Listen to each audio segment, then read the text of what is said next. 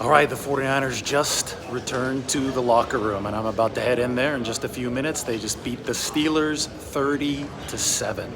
That was an overpowering victory for the 49ers to begin the regular season. So much for the newsy offseason, some of the drama, some of the people worrying about bad vibes potentially surrounding this team. Well, they looked like a Super Bowl contender today, hands down. Steelers didn't pick up a first down until about a minute and 16 seconds remained in the first half.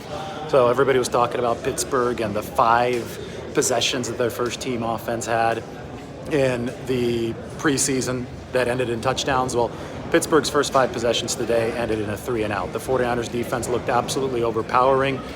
Drake Jackson, 3 sacks after having only 3 sacks his entire rookie season in 2022.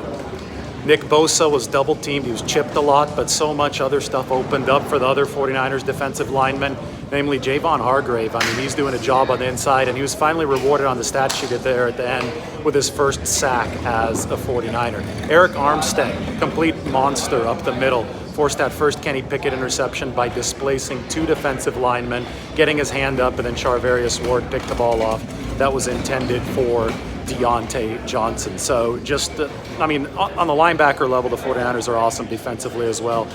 The kind of suppression that we saw the 49ers defense deliver against Pittsburgh's offense today, that's only something that a title contending defense can do. And it looks, and we'll find out from Kyle Shanahan here in a few minutes, looks like the 49ers are generally healthy leaving this game. So if this defense stays healthy, the exotic coverages that we're seeing from Steve Wilks, the increased blitzes, they've got a chance to do a lot of special stuff. They certainly made Pittsburgh's offense look ordinary today. Perhaps I'm burying the lead, though. The lead might be that Brock Purdy showed up in his first game after the elbow injury and looked sharp. Purdy is the most accurate passer on PFF's record on intermediate throws, and the record goes back like 25 years. By intermediate throws, 10 to 20 yards downfield. He completed over 80% of them last year. Nobody had ever done that before. Purdy was close to 100% on intermediate throws today. Just carved Pittsburgh's defense up at that range, especially with Brandon Ayuk. Patrick Peterson's prediction that he would intercept Brock Purdy did not become true. Instead, Patrick Peterson gave up 2 touchdown catches to Brandon Ayuk. Brandon Ayuk, who's probably next on the 49ers list to get paid. His team just opened up $42 million of cap space because they believe so much in the now. They recommitted to guys like Trent Williams, to George Kittle, to Eric Armstead, obviously to Nick Bosa, because they believe that they can be good and stay good for at least the next 2 or 3 years. And, well, Brandon Ayuk probably is going to get that next commitment from the 49ers because they will have the money to pay him, as you can see with their big time double down with all those signing bonuses, the restructures.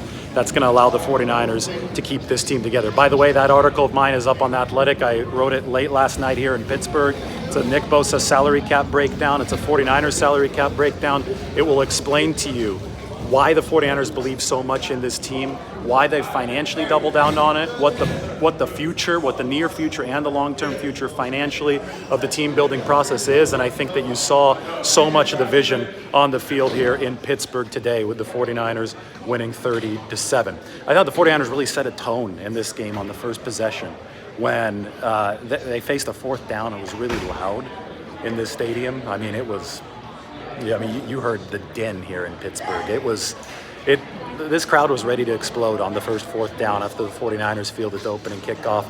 And instead of a quarterback sneak, which might not be in the 49ers repertoire as much as it was in the past with Jimmy Garoppolo, you saw a pass. You saw a short pass to George Kittle, but it moved the chains, and a few plays later, Brandon Ayuk just cooked Patrick Peterson for the touchdown. 7 plays, 56-yard scoring drive to open the game.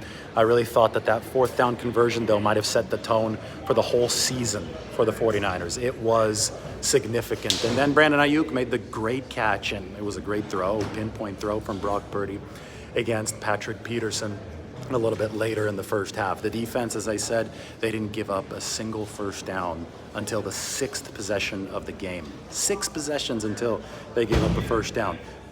Ayuk, awesome. Purdy, great in his return. I mean, Purdy, he's scrambling well, too. There's a negative in this game. Colton McKivitz gave up 3 sacks to T.J. Watt.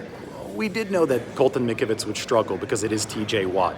But if there is a weakness for the 49ers right now, it is that right tackle position. I mean, teams are going to try to exploit the spots that they feel that you're vulnerable at, and I feel that right tackle is a position of vulnerability for the San Francisco 49ers right now. There's no other way to sugarcoat that. There's no other way around it. Now, TJ Watt can probably expose that weakness more than anybody else on this 49ers schedule, but 49ers also do have a lot of cap room, a lot of draft picks, and they can continue to evaluate where they might need a little bit extra help. They've given themselves that optionality, and we need to give Colton McKivitz a little bit longer leash. We need to see what he has after having a chance to face TJ Watt, after having a chance to go back to the film and improve. So there's not going to be a knee-jerk reaction here from the 49ers, but I list the good, I list the bad, I list the intermediate, and that was the bad today. TJ Watt did blow by Colton McKivitz for sacks 3 times in this football game. But that being said, Drake Jackson matched TJ Watt in the sack department. Whenever TJ Watt has 3 sacks and you can match him, Drake Jackson had 3 sacks as well after only having 3 all of his rookie season. Well, you're doing something right. So that was big for the 49ers. And then, I mean, this is what I'm going to write about. The Christian McCaffrey 65-yard touchdown run was so emblematic of how the 49ers play football. Everybody blocked the play perfectly, from the linemen to the wide receivers. No wideout core blocks as hard as the 49ers wide receivers. And you had Brandon Ayuk just flatten the DB. It was embarrassing on that play.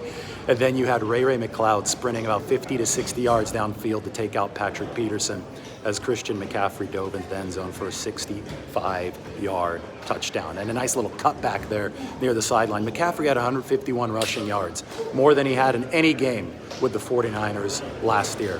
So, I mean, that was the play that showed me, okay, the Steelers were creeping back a little bit at the end of the first half. They got the penalty on Diamador Lenore. They scored the touchdown before halftime. It was 20-7. The 49ers restored order with that touchdown run, and it was a full team effort. Everybody blocking well. Christian McCaffrey, obviously, he's a beast in his own right? But the blocking performance there almost showed me the 49ers playing at postseason cohesion. This is a team that had started slowly in past season. They lost to the Chicago Bears last year in week 1. They started 3-4 in each of the past 2 seasons.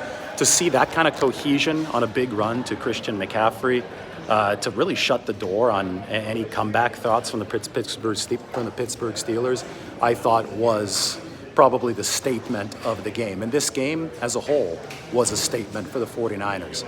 Dramatic offseason, maybe more so on social media than inside the team building, but you can forget about that dramatic offseason now, and you can talk about the season.